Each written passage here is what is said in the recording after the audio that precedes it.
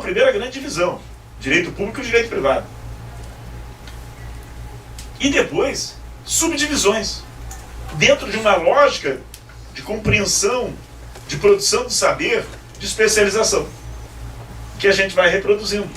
Porque você tinha o direito comercial, você tem o direito empresarial, aí vai, né, vai tornando o foco cada vez menor, até chegar àquela situação. Você é o quê? Eu sou especialista em compliance. Eu sou especialista em compliance. Você pode me dizer alguma coisa de títulos de crédito? Não, título de crédito não é comigo. Eu sou especialista em compliance. Compliance é a famosa história, né, do camarada que vai, tá com dor no ombro, vai lá no médico e erra o andar e tô com um problema aqui no ombro esquerdo. Não, ombro esquerdo é no nono andar, como eu estou fulano. O meu é ombro direito. Então a gente vai... O processo de disciplinamento é um processo que Vinícius aqui, Yuri, o próprio Ricardo, Rafael, você é mestre, professor? Mestre. Marcelo, quem fez mestrado e doutorado. Se bem que a USP é meio disciplinada, né? A USP é disciplinada, né, Vinícius? A USP é disciplinada. Na pós-graduação, não há disciplinas, em geral. Quando há disciplinas, há problemas na pós-graduação.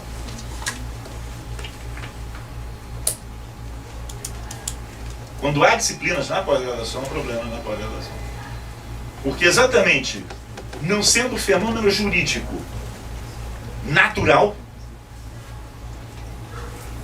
você aprende, você que não tem a experiência do conhecimento dele, o aprende de maneira disciplinada, como o menino, a menina, que está ali no início para separar as coisas, para organizar as coisas, para sistematizar as coisas, mas entende que aquela é apenas uma maneira de você organizar. Que o fenômeno em si, como no exemplo dos Makushi, eu trouxe alguns exemplos. Eu trouxe material também dos Estados Unidos sobre processo de empresas, processo criminal de empresas.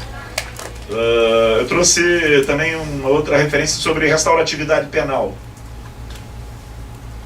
Todas essas experiências, elas não cabem em disciplinas. Elas não cabem, elas fogem. Hoje a grande dificuldade que os nossos juristas do processo penal têm é explicar a colaboração premiada. Por que há a dificuldade? Porque foram adestrados a pensar disciplinamente. Se você tem que encaixar a realidade numa roupa, numa vestimenta, você vai ter problemas. Porque a realidade é com cada um de nós. Ela não cabe exatamente naquela roupa. Ela não cabe exatamente naquele modelo. Daí que o saber jurídico, ele vai desafiar a nossa capacidade de compreensão das experiências. Isso se chama epistemologia. Isso se chama epistemologia. Não à toa, numa importante obra do processo penal ocidental, Direito e Razão, Luigi Ferraioli inicia a abordagem trabalhando com epistemologia. Posso não concordar com os caminhos epistemológicos que ele propõe, mas não posso discordar dele, como não discordo de Thomas Hobbes, como não discordo de John Locke, como eu não discordo de todos os que vieram antes e que pensaram que antes de eu mergulhar nesse universo que é o universo que eu quero conhecer, eu tenho que me aparelhar para conhecer. Eu tenho que me aparelhar para conhecer. O disciplinamento que o direito vai impor há uma sequência de livros do Boaventura de Souza Santos e dois mais antigos, o finalzinho do primeiro e início do segundo, vão tratar desse Boaventura sociólogo, que em determinado momento vai olhar para os fenômenos jurídicos, vão tratar um pouco disso, pelas mãos de Alice, final de Pelas Mãos de Alice, e o início do livro que tem como subtítulo contra o desperdício da experiência. Lembra do título? Crítica à razão indolente. Crítica à razão indolente. E ali você tem o percurso crítica à razão indolente, pelas mãos de Alice, e crítica à razão indolente. Você tem um percurso no Ocidente da constituição das disciplinas jurídicas, de como elas vão ocupar um espaço nos ambientes universitários e como isso vai fazer um condicionamento, né? Porque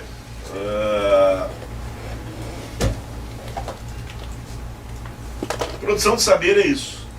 Produção de saber jurídico não difere. Depois eu vou falar de um cara chamado Joseph Haas, que é um cara também a ser lido. Então, como conhecer? O que eu quero conhecer, afinal de contas? Rafael, a primeira pergunta que nós temos que nos fazer é o seguinte: quando eu quero estudar direito processual penal, o que, afinal de contas, eu quero estudar? O que eu pretendo conhecer? Eu pretendo conhecer. Quando eu leio a relação jurídica processual se distingue das demais relações de direito por outra singular característica que contribuiu em grande parte ao desconhecimento da natureza da relação jurídica contínua.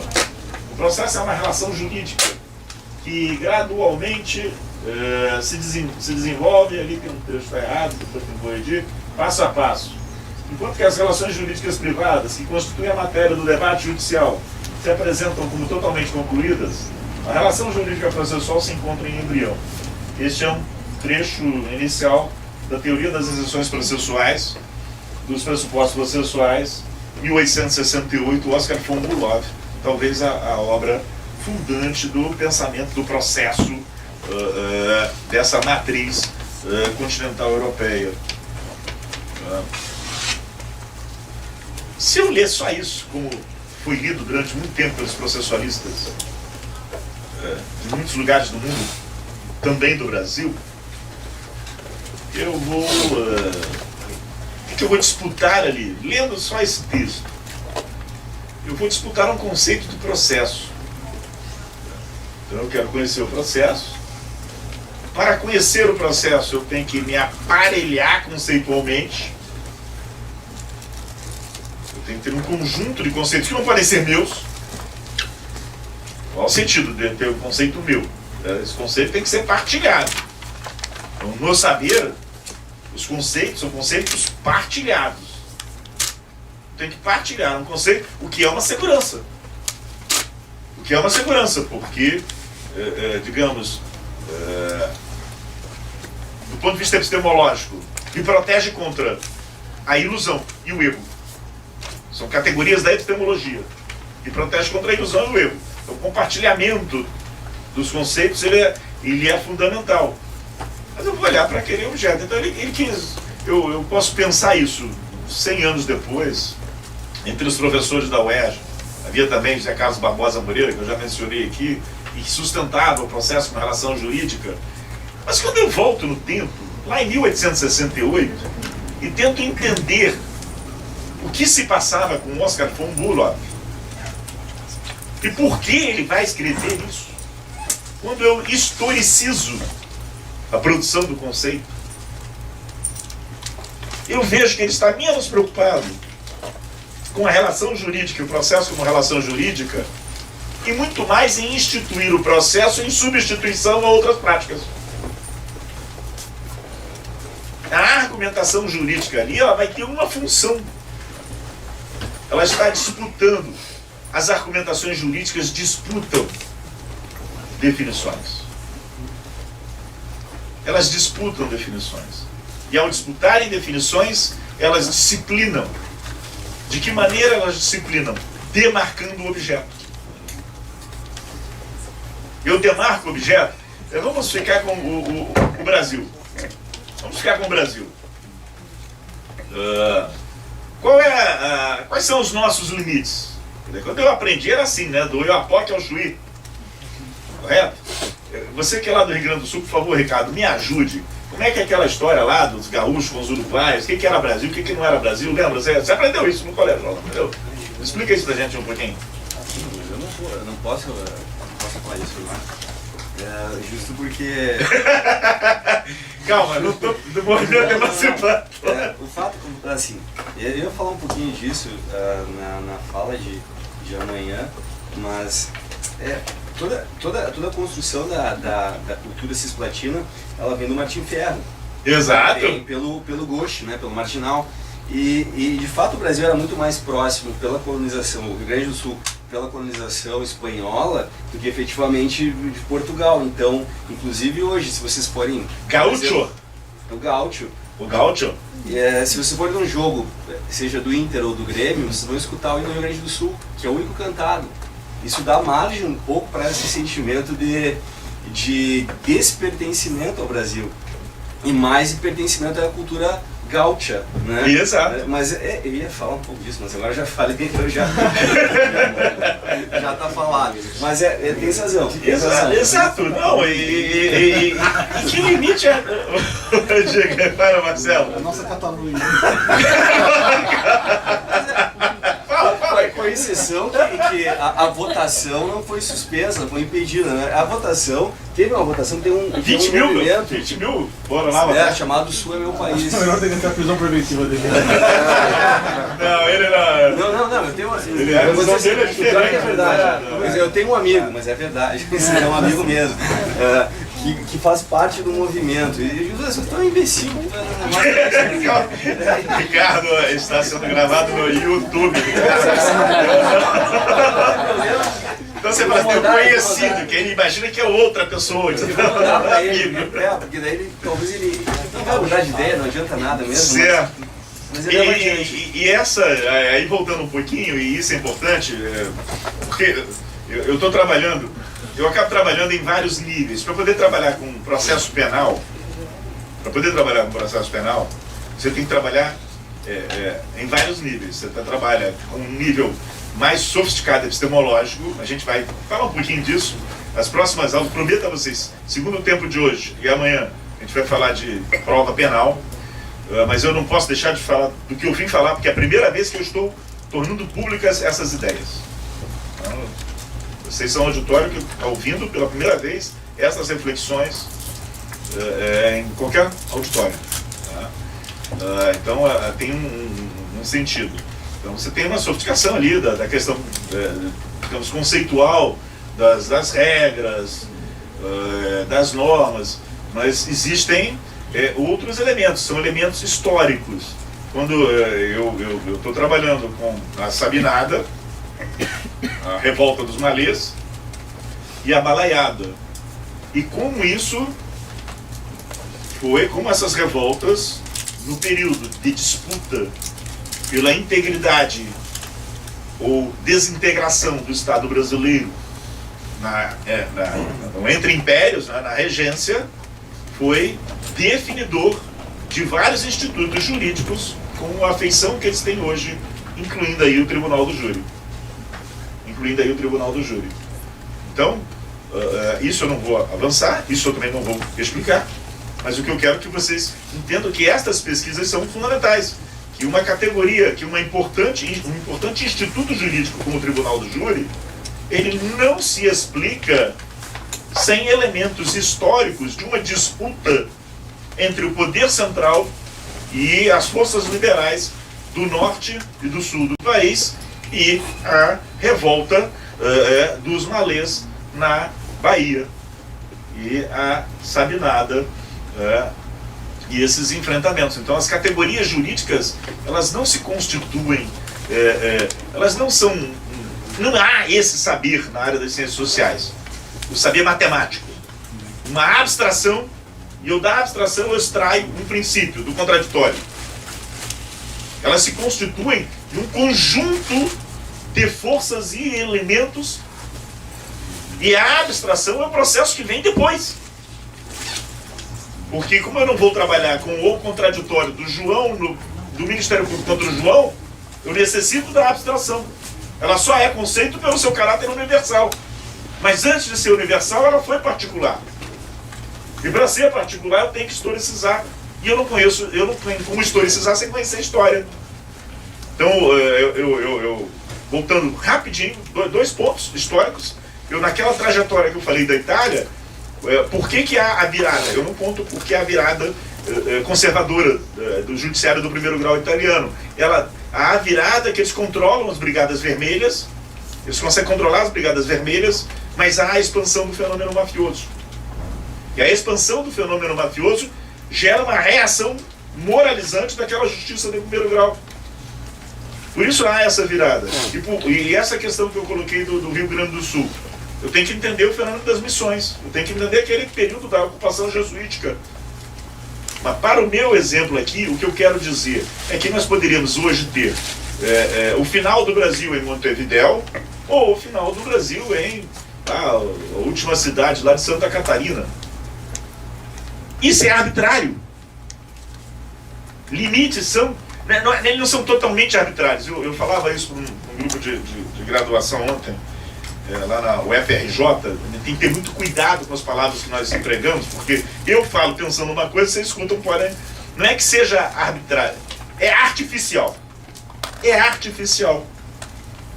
Então eu não tenho como impedir o fluxo do gáudio naquela região, porque eles compartilham o mate, eles compartilham as roupas, o gosto pela carne, o cheiro, a música, as tradições. Isso, quando eu trabalho com conceitos jurídicos, é a mesma coisa. Só para dar um exemplo, eu não tenho condições hoje de pensar o processo penal sem o direito penal. Nesse caso dos Macuste, eu não tenho condições de pensar o direito processual penal sem entender o que é um crime culturalmente motivado, que é uma categoria do direito penal. Então não adianta o direito penal e o processo penal fixarem rígidas e artificiais fronteiras dos seus conceitos, porque na experiência, quando os Macuti se reúnem e dizem entendemos que ele é responsável e está sancionado assim, eles não dizem entendemos que ele é responsável porque ele é responsável. Entendemos que ele é responsável por alguma coisa, por algum fato que ele praticou. Como o exemplo do Macuti é bom para todos nós também. Eu, há 2 anos lá em Salvador, contra o professor de processo penal, quer dizer, olha só, se pretendes estudar prova penal sem ter noção do que é ação neutra no direito penal, estás perdendo o seu tempo. Você não vai estudar a prova penal, você vai redecorar tudo o que se disse de prova penal ao longo do tempo em que, quando saem esses meninos, essas meninas da graduação vão trabalhar, não reconhecem no foro, não reconhecem numa delegacia de polícia. Então, essa comunicabilidade dos elementos tem a ver com o fato de estarmos lidando com experiências. Então, precisamos dos limites? Claro que nós precisamos dos limites para essa organização até metodológica nossa. Mas nós não podemos imaginar que esses limites limitem a realidade. Eles organizam o nosso pensamento. O nosso patrimônio conceitual, os nossos conjuntos de conceitos, eles nos ajudam a pensar. Eles nos ajudam a organizar as coisas. Como é que está aí? 3h30. Até aqui eu posso avançar mais? De verdade.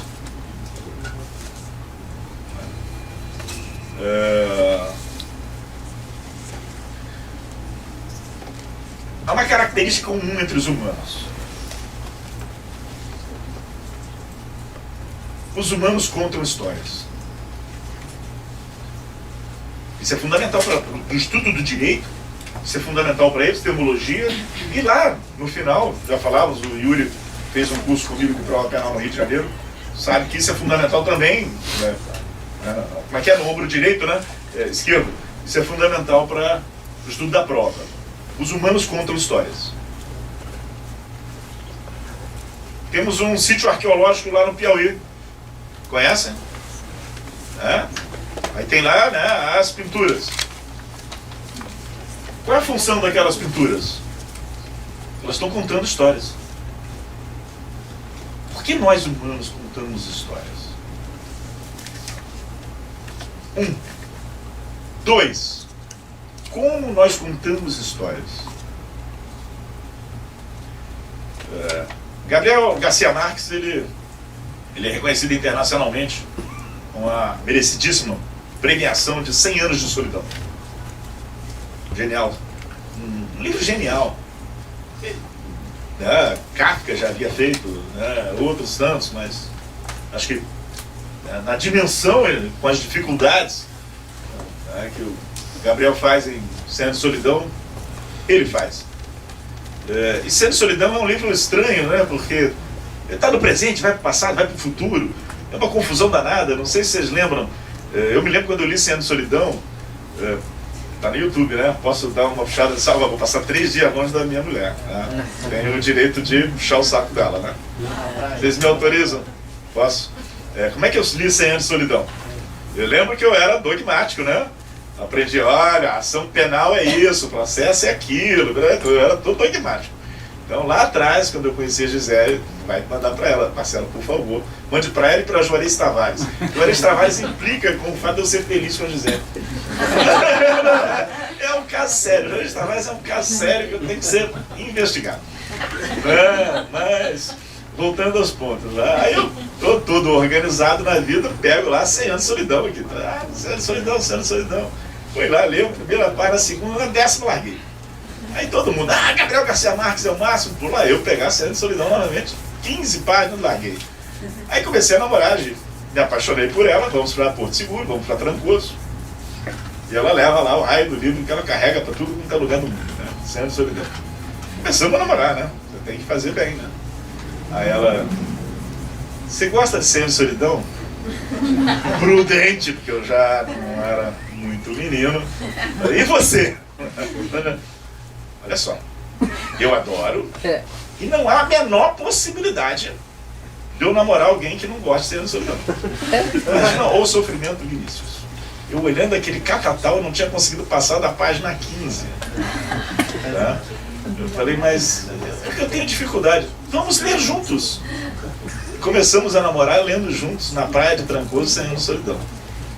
E ali eu descobri a genialidade do Garcia Marques. Depois que eu sou parecido com a Fran, obsessivo, li todos os demais livros do Gabriel Garcia Marques. Porque aí já é um problema de doença. Mas num determinado momento é o bom dia lá na frente do pelotão de fuzilamento, Aí ninguém atira, não tá ali, acaba ali, aí volta ali 30 anos depois, Você fala, como é que o raio desse infeliz escapou do, Esse jogo, nós vamos voltar para a narrativa. O Gabriel Garcia Marques ele faz esse jogo, mas como é que são as narrativas? Elas são assim, por que ele impressiona? Por que Kafka impressiona? O que eles fazem de diferente desse narrar humano nosso que até hoje nos faz ir ao cinema, ler um livro, assistir televisão, assistir novela, assistir uma série, viver com as narrativas, produzir narrativas. Nós aprendemos isso no início do ensino fundamental. Qual é a estrutura de uma narrativa? Introdução, desenvolvimento e conclusão. 100 anos de solidão surpreende porque ele quebra uma certa lógica cronológica da narrativa. Mas ainda assim ele dá uma ordem. Você tem uma ordem, ao final você compõe uma ordem. Nós vivemos num mundo que essa é uma opinião de muitos teóricos com a qual eu concordo. E, portanto, é a base da minha reflexão. E da reflexão de inúmeros outros teóricos.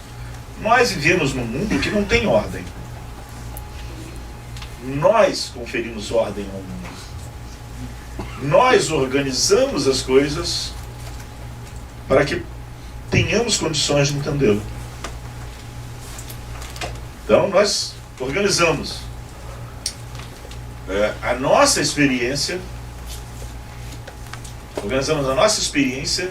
de tal modo que ela se torne compreensível. Para que ela se torne compreensível, nós introduzimos uma espécie de determinante temporal que vai fazer com que as coisas façam sentido para nós, não que elas sejam exatamente assim. Isso vai ser muito importante amanhã, no final do nosso encontro, quando falarmos da dimensão narrativa da prova, da inferência da melhor explicação, conceitos de narração, disputas de histórias no campo da prova. Isso vai ser muito importante entender isso, mas também na base, na epistemologia, é fundamental. Ele é fundamental, porque ele vai estabelecer uma ordem. A ordem dele, a ordem que o Oscar von Bullock está estabelecendo, ele está estabelecendo num mundo em que a Alemanha vai se unificar. A Alemanha vai se unificar. Ela tem necessidade de se unificar para concorrer com as outras potências ocidentais europeias. Essa unificação implicava em uma burocratização,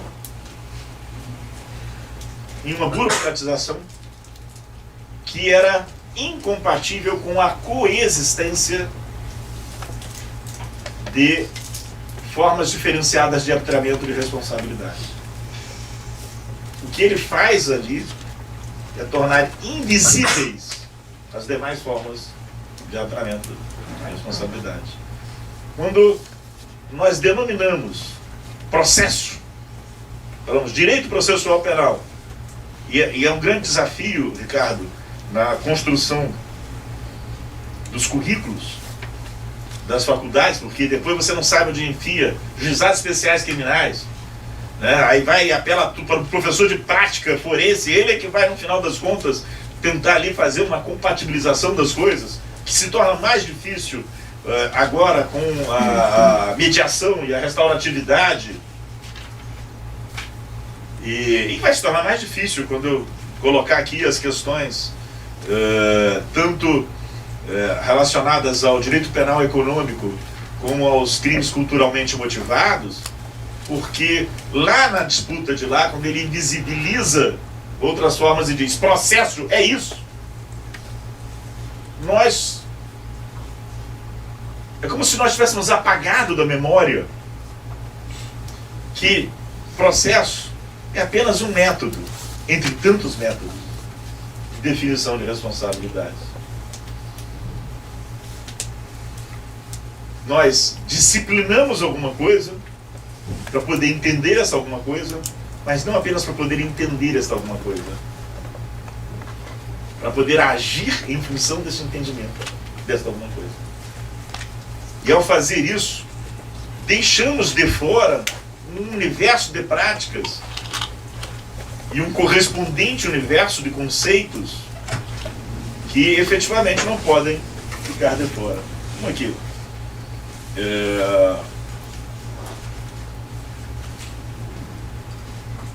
Vou caminhar para fazer um intervalo, porque aí vai embalar depois, vai ficar mais complicado do que já está. Esse cara é um dos maiores gênios do Brasil. É um dos maiores gênios do Brasil, assim. Dá para aparecer quem é ali? Gilberto. Vocês já leram a letra dessa música? Pô, um cara que faz uma música sobre física quântica, ele é absolutamente genial. Depois, no intervalo, quando toma café, baixa a letra da música, lê a letra inteira. Combinado? Então, lê a letra inteira.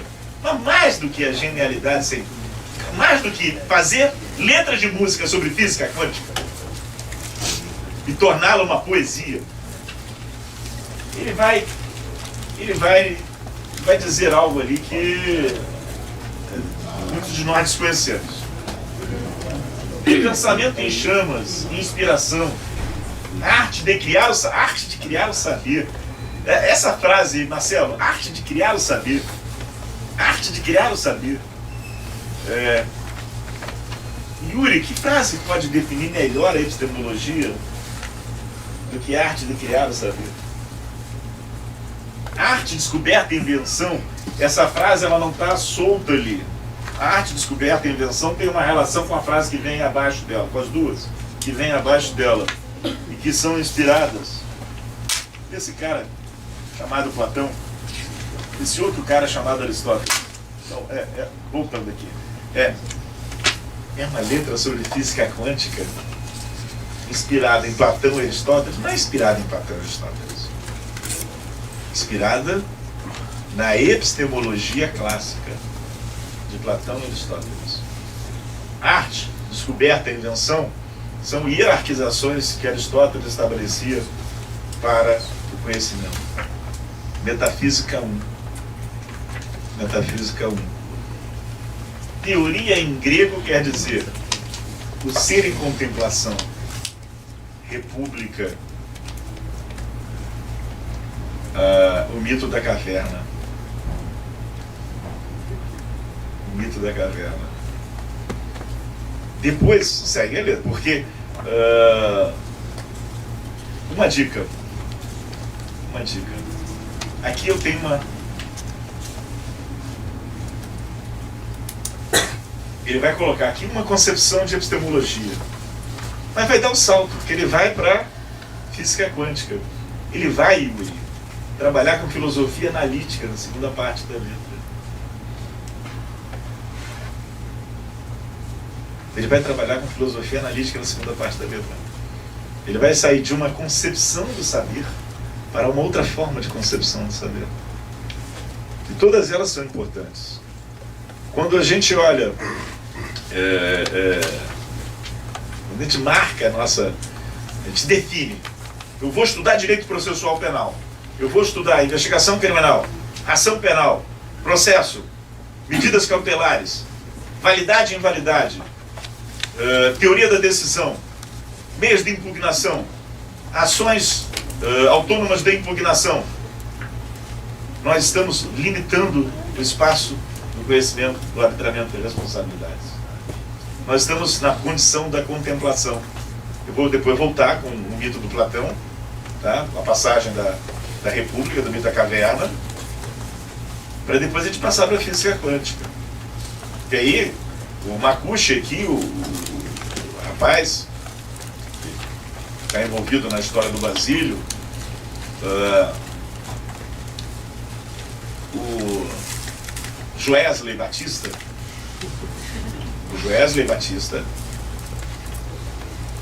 numa estrutura de corporação em que há um programa de integridade chamado compliance e que tem que investigar as práticas do próprio executivo, ele também vai estar envolvido num outro episódio de arbitramento de responsabilidades.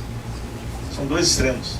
Se eu, voltando ao Bulov, se eu me fecho, se para mim o processo é o processo e eu não entendo que o processo é um método entre vários que eu preciso compreender, porque nenhum deles se fecha completamente, todos eles se influenciam reciprocamente, eu estou na posição do sujeito da caverna que a gente vai ler daqui a pouquinho. Eu estou pensando na teoria como contemplação e não numa teoria que é simultaneamente entendimento e transformação. Entendimento e transformação. Então, essa aqui é apenas a parte inicial daquilo que a gente vai conversar.